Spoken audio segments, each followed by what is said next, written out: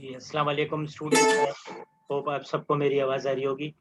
साइम यार अपना mic off कर दें और शहरियार मसूर आप भी अपना माइक ऑफ कर दें क्योंकि मुझे काफ़ी नॉइज़ आ रही है। जी सर। सर अब कैसी तबीयत आपकी? बेहतर है, अभी पूरी सही नहीं हुई है, अभी भी बुखार है।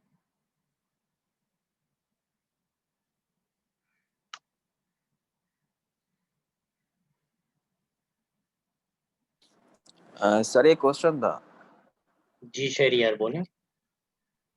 सर ये अभी नेक्स्ट वीक से मिड होंगे हमारे, तो मिड डे ऑनलाइन होंगे कि यूनी में, क्योंकि हम सब गांव में गए हुए हैं, तो ऐसा ना हो कि 2 दिन पहले मिल जाए कि आप यूनी में मिड डे आ जाओ।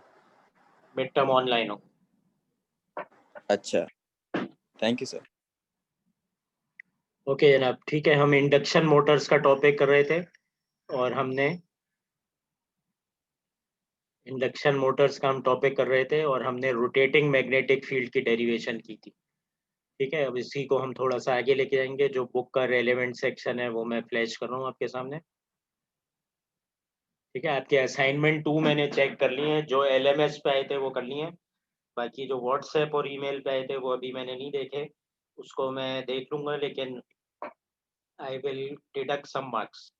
ठीक है, क्योंकि gives me very lot of extra burden कि मैं एक एक का अब जाके तलाश करूं कि व्हाट्सएप पे किन साहब ने भेजा है। एलएमएस पे तो मुझे एक जगह सब नज़र आ जाते हैं। तो मुझे असाइनमेंट्स कोई 31 असाइनमेंट्स जो हैं वो एलएमएस पे मिल गई थी। अब बाकी की 12 मैंने ईमेल पे और व्हाट्सएप पे तलाश करनी पड़ेंगी, तो उसके मैं आपके मार्क्स डिडक्ट करूंगा। ठीक है, बाकी क्विज 2 की मुझे कंप्लेन आई थी कि एलएमएस चलना बंद हो गया था, तो क्विज 2 जो है मैं देख लूंगा। अगर बाकी ज़्यादा बच्चों को प्रॉब्लम है तो उस वाले क्विज 2 को मैं कैंसिल कर दूंगा और I will take a new quiz 2 from the topic of induction motors. ठीक है, क्योंकि एलएमएस पे मैं देखूंगा कि मुझे 43 में से कितनी सबमिशंस मिल चुकी हैं। ठीक है, तो क्विज 2 में भी आई विल रीटेक, क्योंकि मुझे काफ़ी बच्चों की तरफ से ये जो है रिक्वेस्ट भी आई है। ओके, हमने रोटेटिंग मैग्नेटिक फील्ड का कॉन्सेप्ट देखा था। रोटेटिंग मैग्नेटिक फील्ड जो है वो इसी किताब में शुरू में एक चैप्टर है, एसी मशीनरी फंडामेंटल्स। ठीक है, ये पेज 327 है। इफ वी गो अप,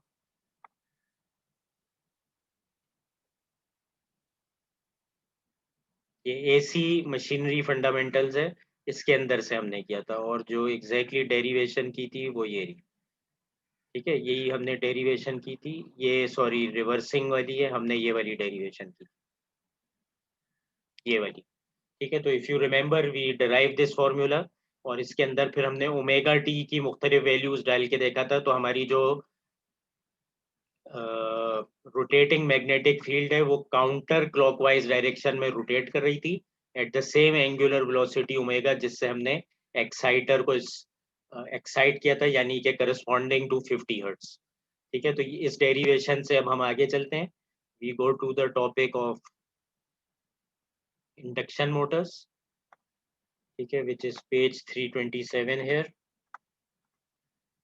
ठीक है, और आज हम देखते हैं कि जो ये रोटेटिंग मैग्नेटिक फील्ड है स्टेटर की, इससे जो है रोटर में कैसे टॉर्क इंड्यूस होता है और रोटर कैसे घूमना शुरू कर देते हैं। ठीक है, तो before we go there, we I would just like to scribble something for you on the white board. ठीक है, उसके बाद हम बुक से देखेंगे, तो बुक्स में डायग्राम मौजूद है। ठीक है, जो आपके पास स्टेटर है, स्टेटर की रोटेटिंग फील्ड हमने देखा था कि 1.5 bm है and it is rotating with the same angular velocity जिससे हमने स्टेटर को एक्साइट किया था। ठीक है, ये हमने डेरिवेशन भी की थी इसकी पिछली क्लासों में। अब जो इसका रोटर होता है, ठीक है, स्टेटर तो मुझे समझ में आ गया, it's a set of 3 coils और उन 3 कॉइल्स की एंगुलर सेपरेशन 120 डिग्रीज थी और इलेक्ट्रिकल सेपरेशन हर कॉइल की आपस में म्यूचुअली 120 डिग्रीज थी। उसकी मदद से हमने वेक्टर वे में इसको डिराइव किया था और जो नेट हमारी स्टेटर की रोटेटिंग मैग्नेटिक फील्ड थी, B S indicates the stator magnetic field. तो इट वाज इनिशियली उसका एंगल आया था 90 डिग्रीज। ठीक है, क्योंकि अगर आपको याद हो उसका एक्सप्रेशन था 1 PM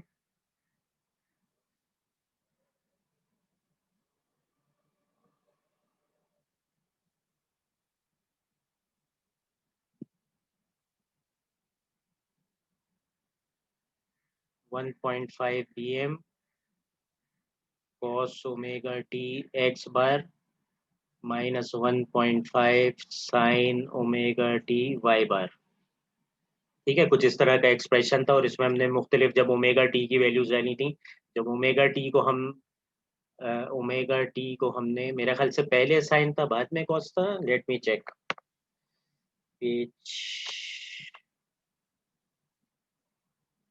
just let me check AC machine fundamentals. हाँ, पहले साइन था बाद में कॉस था।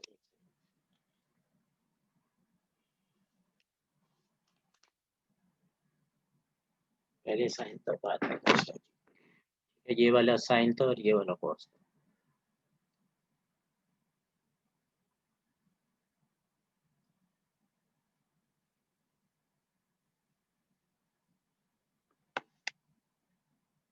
ठीक है, तो इसमें जब हमने ओमेगा टी की वैल्यू 0 डाली थी तो ये वाली चीज हमारे पास एक्टिव हो गई थी, साइन 0 हो जाता है तो उसका मैग्नीट्यूड यही आया था 1.5 और डाउनवर्ड डायरेक्शन माइनस साइन के साथ तो ये आया था। ठीक है, तो ओमेगा टी करस्पॉन्डिंग टू 0, इसका जो डायरेक्शन है वो नीचे की जाने आया था और 1.5 bm।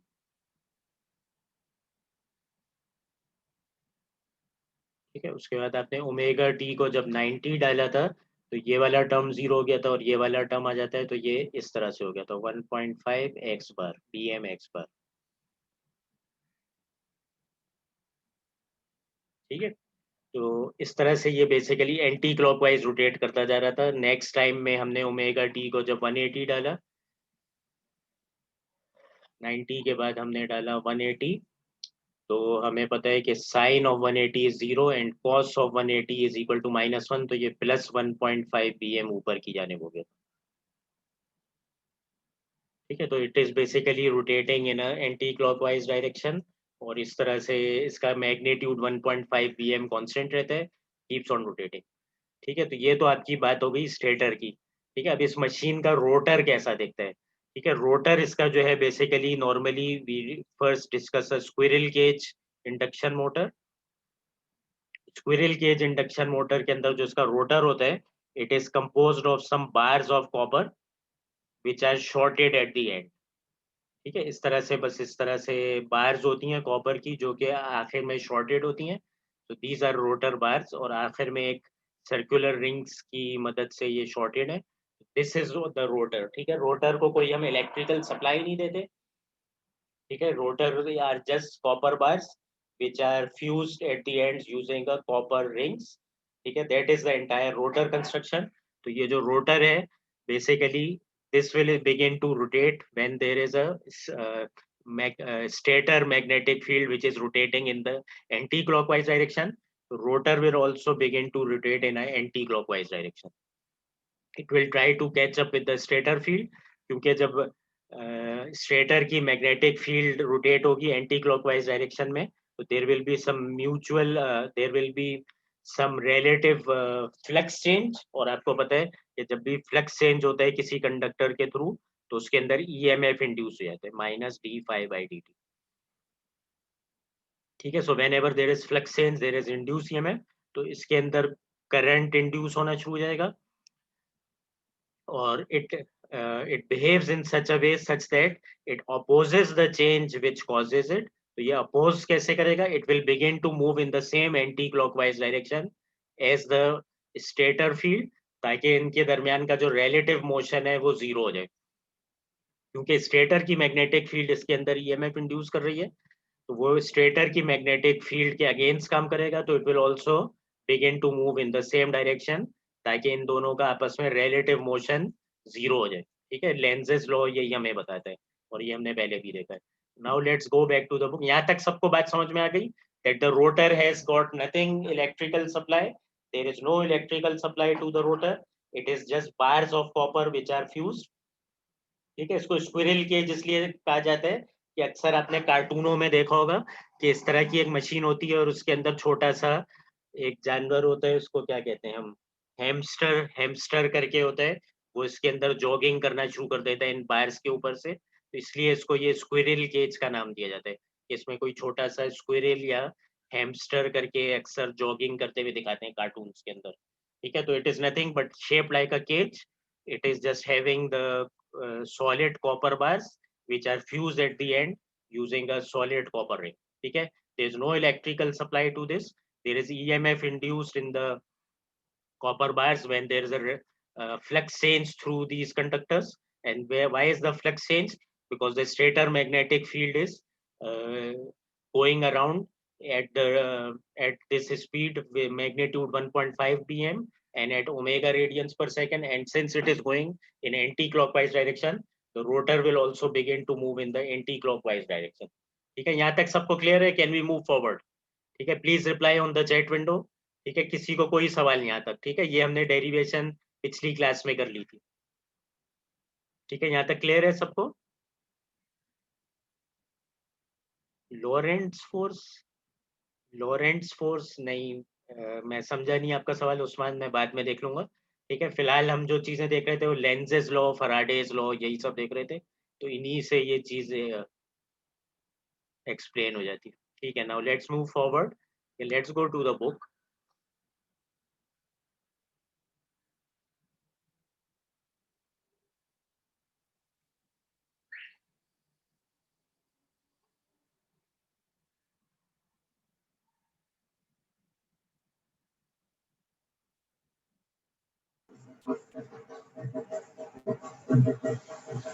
ये प्लीज अपना माइक ऑफ कर दें, कौन है ये?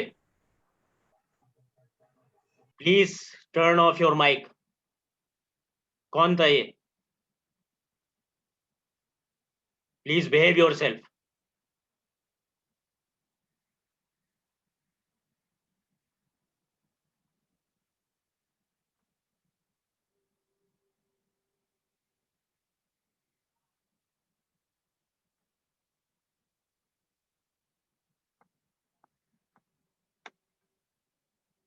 ठीक है, थोड़ा सा इसका जो ये वर्किंग है इसको समझने के लिए let's look at these diagrams. ठीक है, ये बेसिकली वही आपको रोटर दिखाया गया है। ठीक है, यहाँ पे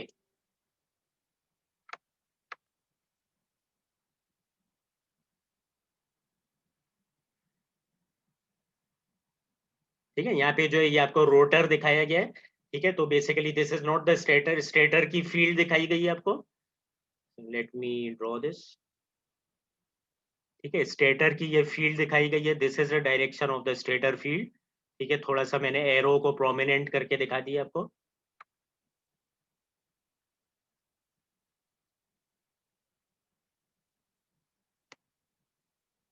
ठीक है, और ये जो स्टेटर की फील्ड है बी एस, ठीक है, you know that it is rotating in anti clockwise direction, और इसकी वजह से जो आपका रोटर है वो and with omega angular velocity, तो इसकी वजह से जो आपका रोटर है वो भी एंटी क्लॉकवाइज घूमेगा। तो ये जितनी भी डायग्राम्स दिखाई गई हैं ये रोटर दिखाया गया है।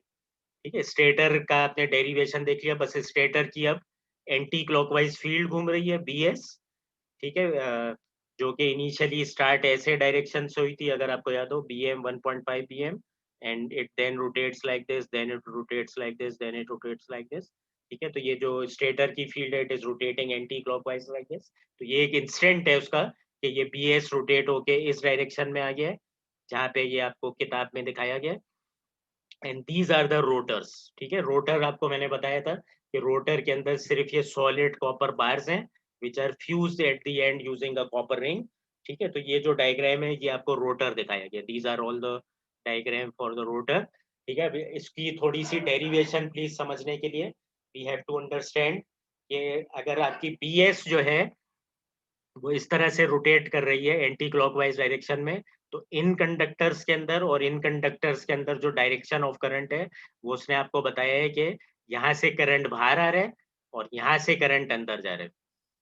राइट, यहाँ से करंट बाहर आ रहा है और ये वायर से होता हुआ फिर कॉपर रिंग से होता हुआ दूसरी कॉपर वायर से अंदर की तरफ जा रहा है।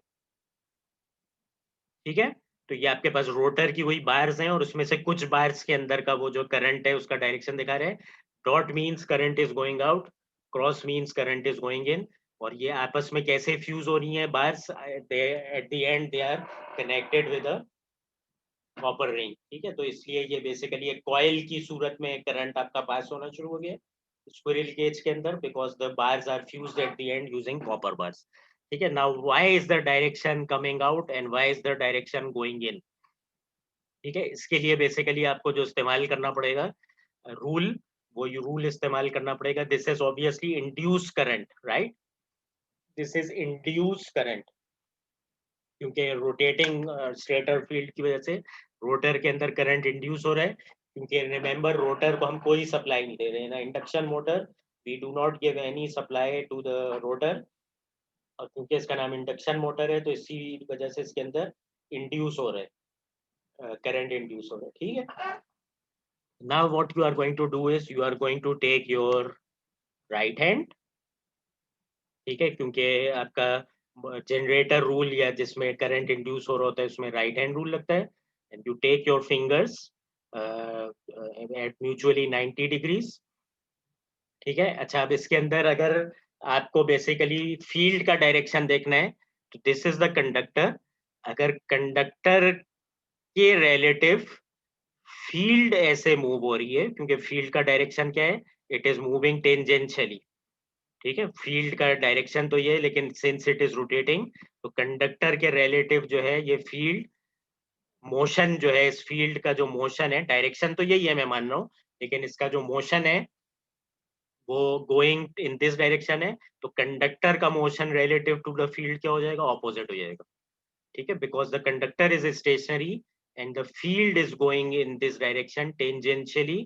ठीक है, तो अगर मैं कंडक्टर को, अगर मैं फील्ड को स्टेशनरी मान लूं तो कंडक्टर का जो डायरेक्शन है रिलेटिव टू द फील्ड वो इस तरह हो जाएगा, टेंजेंशियली टुवर्ड्स द राइट। ठीक है, ये बात सबको समझ में आ गई। ठीक है, अगर फील्ड का डायरेक्शन यूं है तो कंडक्टर का डायरेक्शन रिलेटिव टू फील्ड ये वाला बनेगा। ठीक है, now you take your fingers, और अब आप इसके अंदर देखें फील्ड, फील्ड का डायरेक्शन आपने अपवर्ड्स। ठीक है, फील्ड का डायरेक्शन जो बी एस का डायरेक्शन है, और मोशन का direction same as shown on the, I just scribbled for you. Second finger से आपके करंट का डायरेक्शन आ जाएगा विच इज कमिंग आउटवर्ड्स। ठीक है, ये बात सबको समझ में आ गई। ठीक है, तो व्हाट वी स्टडी हेयर, ठीक है, हम स्टडी ये कर रहे हैं कि क्योंकि field is going anti clockwise. ठीक है, तो फील्ड क्योंकि कंडक्टर के रिलेटिव एंटी क्लॉकवाइज ऐसे जा रही है, तो अगर मैं फील्ड को स्टेशनरी रखूं तो कंडक्टर का मोशन फील्ड के रिलेटिव ऑपोजिट डायरेक्शन में ऐसे हो जाएगा।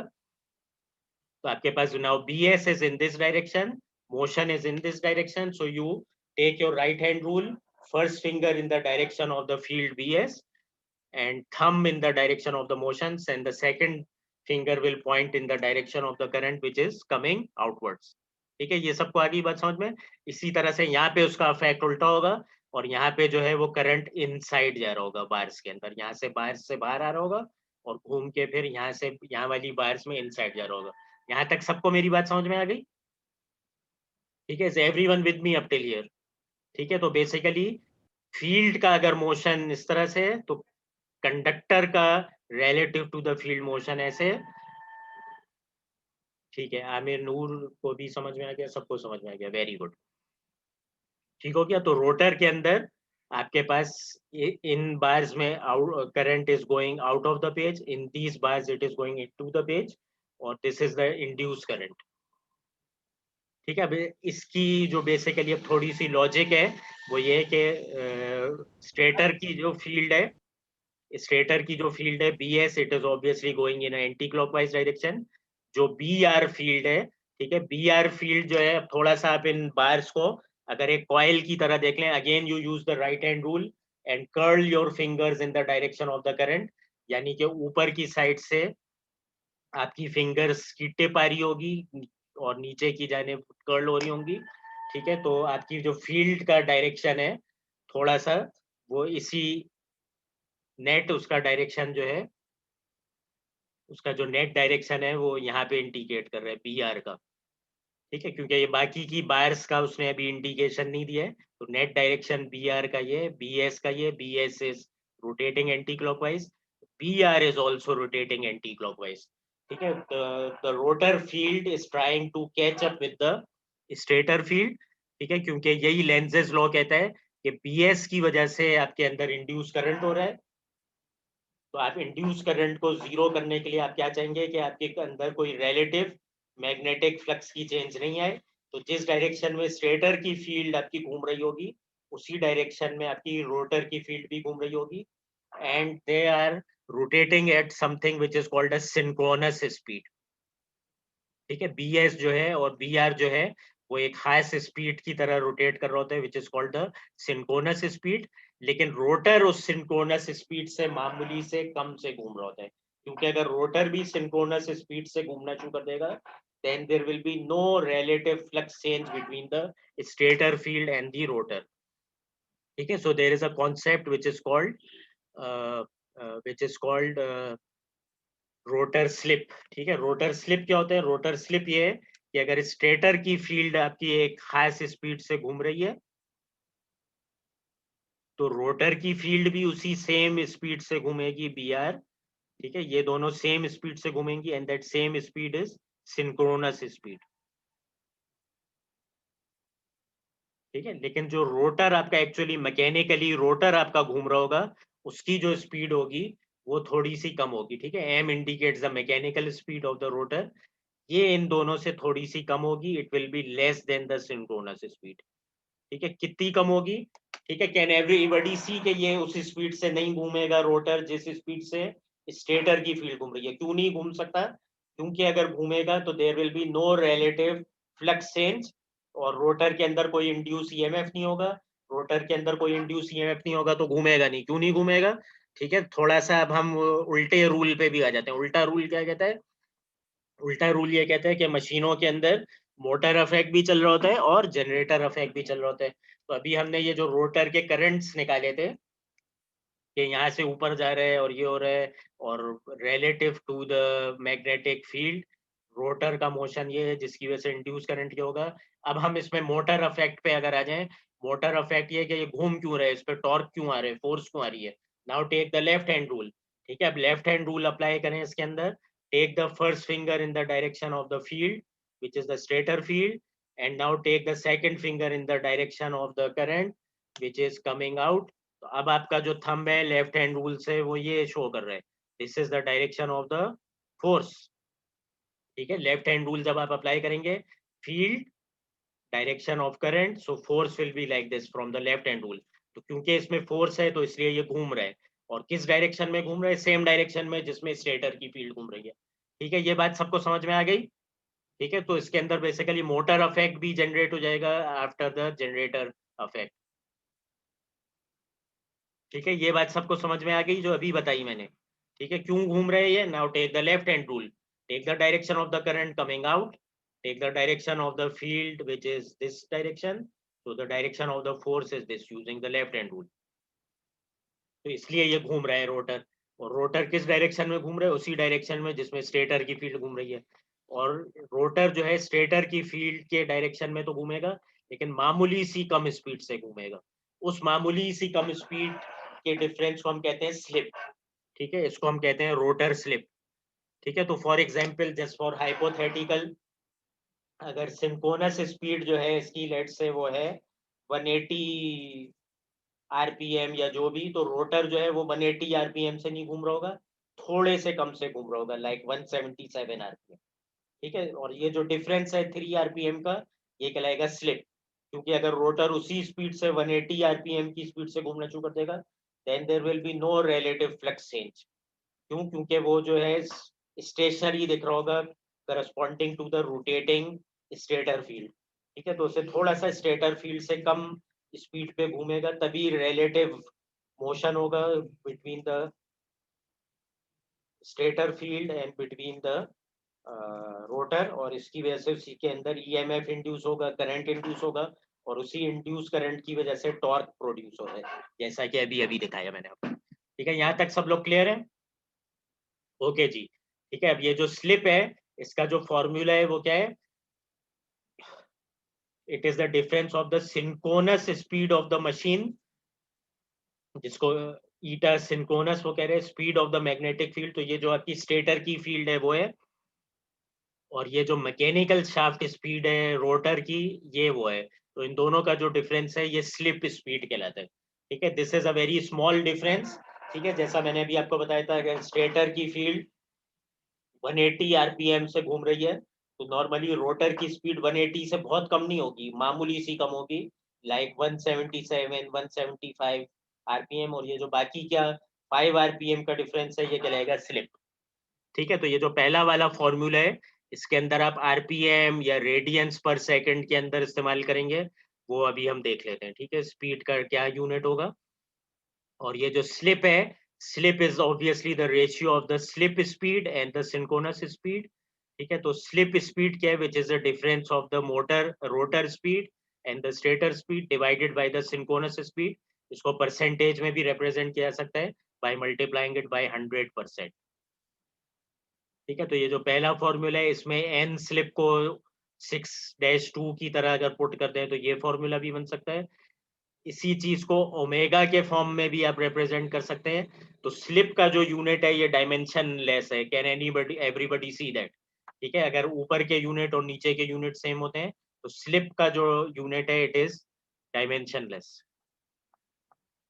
ठीक है, अगर कोई आपसे बोले if the rotor turns at synchronous speed, ठीक है, तो क्या होगा, note if the rotor turns at synchronous speed, slip क्या हो जाएगी, 0 हो जाएगी। क्या ऐसा पॉसिबल है, can a motor run at synchronous slip is equal to 0? Do you think the motor can run at slip is equal to 0? जल्दी बताएं जवाब। Can a motor run at slip 0? No. Anam, why no? Anam अब unmute करके बताएं why the answer is no.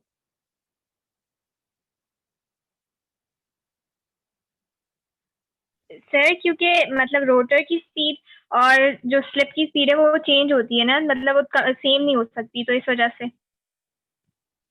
क्यों नहीं हो सकती, यही मेरा जवाब है, यही मेरा सवाल है। क्योंकि फिर तो ईएमएफ इंड्यूस नहीं होगा उसमें और Correct. करंट भी इंड्यूस नहीं। जी करें, म्यूट कर दें। ठीक है, एक्सेलेंट।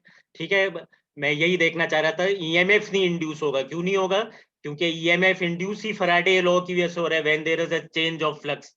तो अगर रोटर भी उसी स्पीड से घूमना शुरू कर देगा जिस स्पीड से स्टेटर की फील्ड घूम रही है, then there will be no change of flux through the rotor conductor. तो रोटर के अंदर करंट ही नहीं इंड्यूस होगा, और उसी की वजह से तो फोर्स आई थी जो अभी मैंने आपको दिखाया।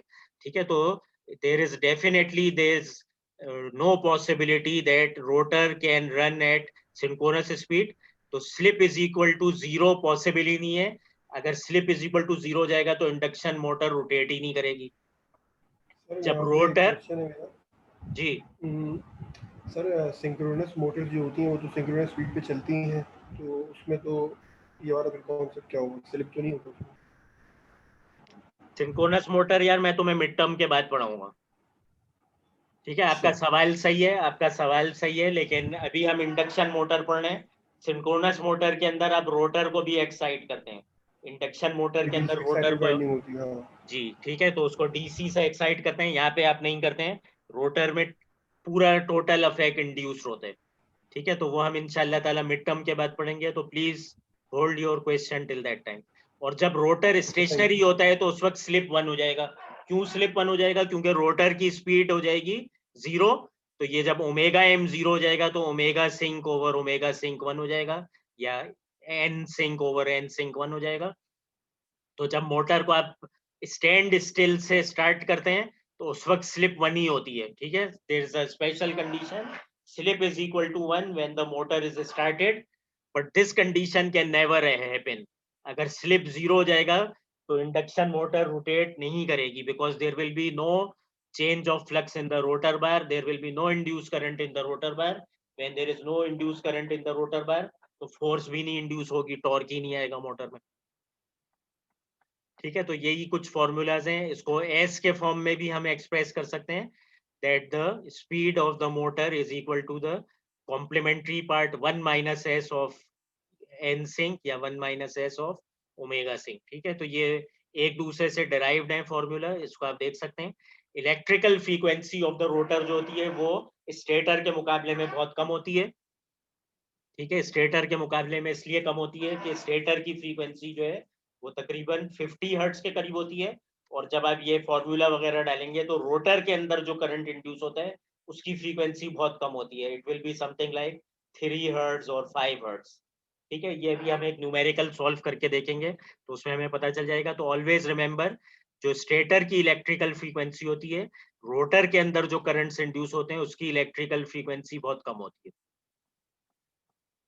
ठीक है, और यहाँ पे ये RE और SE जो इन्होंने डिनोट किया है, it is the rotor electrical frequency and the stator electrical frequency.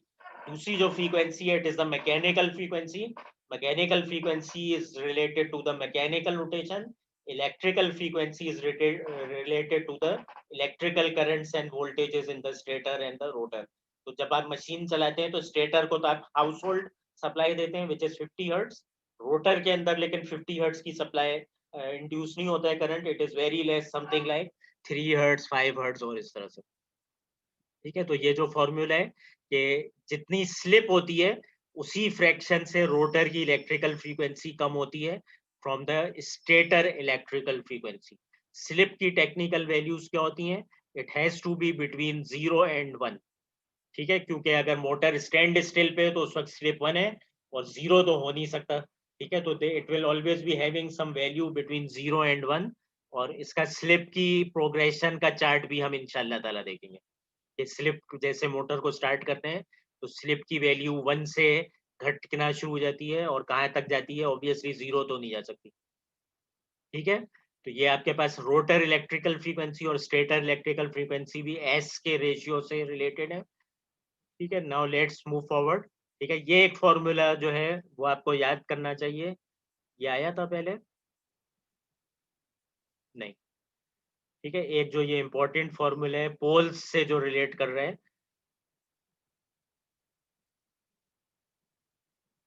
कहाँ गया? ऊपर नहीं आया था पहले? ये रहा, सॉरी ये मिस हो गया था। ठीक है, this is a very important.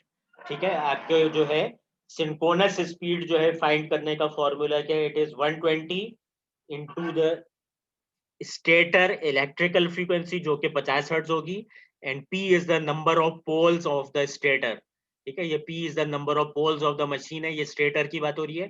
This will always be a even number. ठीक है, this will always be a even number, क्योंकि पोल्स आपको पता है पेयर वाइज पोल्स होते हैं, नॉर्थ पोल साउथ पोल इस तरह करके। तो अभी जैसे हमने देखा था उस वक्त 3 set of pairs of coils हमने देखे थे, तो उसमें 6 इस्तेमाल होगा। ठीक है, तो नंबर ऑफ पोल्स जो है वो 6 से ऊपर भी जा सकते हैं आपके, अगर आप उन्हीं वाइंडिंग्स को फिर रिपीट करना शुरू कर दें। फेस तो 3 ही होते हैं, लेकिन आप कॉइल्स को फिर एंगुलर सेपरेशन उसकी कम करके रिपीट कर सकते हैं। यानी कि अगर आपने 3 पेयर्स ऑफ कॉइल्स लिए थे, 120 डिग्री मैकेनिकल सेपरेशन भी थी उसकी और 120 डिग्री इलेक्ट्रिकल सेपरेशन भी थी। अब आप इन्हीं 3 को फिर रिपीट कर सकते हैं, लेकिन अब आपकी बीच की सेपरेशन फिर 60 डिग्रीज पे चली जाएगी। ठीक है, तो जो पोल्स हैं it will always be a even number. ठीक है, और this is the stator electrical frequency, और इससे आपको मशीन की सिंक्रोनस स्पीड पता चल जाएगी। ठीक है, so let's move forward.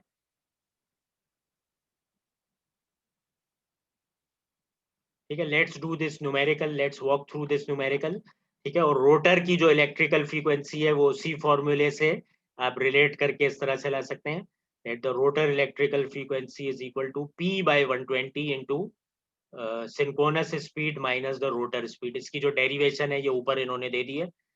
Rotor की जो इलेक्ट्रिकल फ्रीक्वेंसी है it is related to the S times the stator electrical frequency. तो ये वाला जो गैजेट है ये S के लिए इन्होंने इस्तेमाल किया है, और इसके अंदर ईटा सिंक्रोनस को अगर आप अभी वो पिछले वाले फॉर्मूला से रिप्लेस कर दें and rearrange a little bit terms, तो ये वाला फॉर्मूला ड्राइव हो जाता है आपके पास।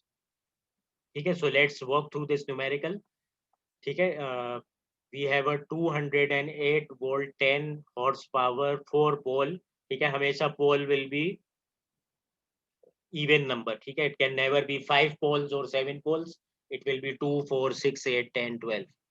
ठीक है, सो 208 वोल्ट 10 हॉर्स पावर। ठीक है, हॉर्स पावर का यूनिट जो है ये SI यूनिट नहीं है, इट्स अ इंग्लिश यूनिट। ठीक है, तो हमेशा आप याद रखें 1 horse power is equal to 746 watts. ठीक है, हमेशा अपने SI यूनिट्स में काम करना होगा, तो हमेशा ये कन्वर्जन याद रखिएगा। What is the synchronous speed of this motor? Synchronous speed के लिए you can use this formula here. ठीक है, तो आप जल्दी से निकाल के बताएं। फ्रीक्वेंसी अब यहाँ पे 60 हर्ट्ज है इंस्टेड ऑफ 50, तो it will be 120 into 60 divided by the number of poles which is 4। तो इसकी जो सिंक्रोनस स्पीड है मोटर की वो आ जाएगी 1800 RPM। ठीक है, अब इसकी जो रोटर स्पीड है वो 1800 से थोड़ी सी कम होगी, वो देखते हैं कैसे आएगी। The rotor speed is equal to 1 minus S times this, और स्लिप जो है वो इसकी इन्होंने बताया हुआ है 5% है। ठीक है, 5% का मतलब है इट इज इक्वल टू 0.05। तो आपने स्लिप का जब वैल्यू उधर डाल दी 1 माइनस दिस, तो देखें ये थोड़ी सी कम है। देखें अब 1800 से थोड़ी सी कम है, 1710 है। तो रोटर जो है वो 90 आरपीएम शॉर्ट है स्टेटर की स्पीड से, और इसी वजह से उसके अंदर ईएमएफ और इंड्यूस करंट हो रहा है, जिसकी वजह से उसमें टॉर्क प्रोड्यूस हो रहा है। ठीक है, अगर ये भी 1800 आरपीएम पे घूमना शुरू कर देता तो उसके अंदर टॉर्क और वो फोर्स थ्रस्ट जो अभी हमने देखा था वो प्रोड्यूस नहीं होता। ठीक है, what is the rotor speed, ये भी हमने देख लिया। What is the rotor frequency? ठीक है, rotor frequency is S times the this, तो ये हो जाएगा 0.05 टाइम्स 60, और इसका जवाब आ रहा है 3 हर्ट्ज। ठीक है, तो रोटर की इलेक्ट्रिकल फ्रीक्वेंसी बहुत मामूली सी होती है compare to the stator electrical frequency. What is the shaft torque? ठीक है, शाफ्ट टॉर्क जो है उसका फॉर्मूला क्या है? आपके पास SI यूनिट्स के अंदर फॉर्मूला है, आपको पता है, power is equal to force into velocity. ठीक है, ये आपने इंटर में मैट्रिक में पढ़ा होगा। Power is equal to force into velocity होता है। ठीक है, ये कैसे आता है? पावर इज इक्वल टू, आपको पता है, वर्क डन ओवर टाइम। ठीक है, और वर्क डन होता है force into distance over time, तो यहाँ से आ जाता है फोर्स इनटू वेलोसिटी। ठीक है, तो this is in the linear motion force into velocity, in the rotational motion force की जगह आ जाता है टॉर्क, और वेलोसिटी की जगह आ जाता है एंगुलर वेलोसिटी। तो यही फॉर्मूला आपने इधर लगाया, पावर डिवाइडेड बाय ओमेगा से टॉर्क आपके पास आ गया, और पावर आपके पास थी 10 हॉर्स पावर, उसको वॉट्स में करने के लिए 746 से मल्टीप्लाई किया, और ओमेगा एम जो है मोटर की जो स्पीड है एक्चुअल वो लेंगे आप 1710, लेकिन ये आरपीएम है, इसको SI यूनिट में कैसे करेंगे? 1 रेवोल्यूशन इज 2 पाई रेडियन, और पर मिनट का मतलब डिवाइडेड बाय 60 सेकेंड। तो आपके पास जो SI यूनिट्स के अंदर इसका टॉर्क है वो आ गया 41.7 न्यूटन मीटर्स। ठीक हो गया, तो इस तरह से आपके पास ये टॉर्क निकालने का भी आ गया। ठीक है, अभी मैं जो है क्लास दोबारा नहीं कंटिन्यू करूंगा। ठीक है, तो वंस दिस मीटिंग एंड्स, ठीक है, क्योंकि नेक्स्ट जो डेरिवेशन है इसकी वो इसका इंटरनल मॉडल है, जो इसका इलेक्ट्रिकल मॉडल है इक्विवेलेंट। ठीक है, तो वो मैं पूरी फ्राइडे की क्लास में इंशाल्लाह ताला डिस्कस करूंगा। ठीक है, यहाँ तक सबको समझ में आ गया? ठीक है, यहाँ तक किसी को कोई डाउट्स? ठीक है, असल फोकस जो है वो मैं चाह रहा था कि मैं आपको ये वाली सारी चीज समझा दूं। ठीक है, अगर ये चीज आपको सब समझ में आ गई, ठीक है, then my job is done for today. ये रोटर के अंदर टॉर्क कैसे प्रोड्यूस होता है यूजिंग द इंड्यूस्ड करंट। ठीक है, चलें, थैंक यू सो मच। ठीक है, मुझे जो है क्लास लीडर आप क्लास के बाद अटेंडेंस दे दीजिएगा, और मैं असाइनमेंट्स जो है वो मैं देख लूंगा व्हाट्सएप और ईमेल्स पे जिसके थे उनके भी मार्क कर दूंगा, और क्विज जो है वो फिर मैं इंडक्शन मोटर से ले लूंगा। अगर बहुत सारे बच्चों को मसला हुआ था क्विज की सबमिशन में, then I will take a new quiz 2 from the topic of induction motors. ठीक है, फ्राइडे को इंशाल्लाह ताला इसका हम इलेक्ट्रिकल मॉडल भी कर लेंगे, और उसके बाद मैं इंशाल्लाह ताला इसका क्विज ले लूँ। सर वो एक क्वेश्चन है मेरा। जी सर ये जो स्लिप है, अगर हमारा स्लिप जितना ज़्यादा होगा इतना ही ईएमएफ जो इंड्यूस होगा उतना ही मैग्नीट्यूड उसका ज़्यादा होगा, ऐसे ही है ना इसके अंदर? जितना स्लिप जितना % ज़्यादा होगा तो इंड्यूस ईएमएफ उतना ज़्यादा होगा, ऐसा ही है? जी बिल्कुल सही, क्योंकि उतना ये ज्यादा, डायरेक्ट इक्वेशन है। हाँ, क्योंकि उसका ज्यादा फ्लक्स चेंज होगा। ठीक है जनाब, सर ये थैंक जी, हाँ ठीक है सर, ठीक है, ये पूछ रहा हूँ, थैंक यू। ठीक है, चलें, अल्लाह हाफिज, और अपना ख्याल रखिएगा। ठीक है, बाकी क्विज 2 का मैं फिर डिसाइड करके आपको बता दूंगा कि मैं रीटेक कर रहा हूँ उसको कि नहीं। और असाइनमेंट 2 जिनके एलएमएस पे थे मैंने मार्क कर दिए, ठीक है, यू कैन चेक और मार्क्स जिसके व्हाट्सएप और उस सब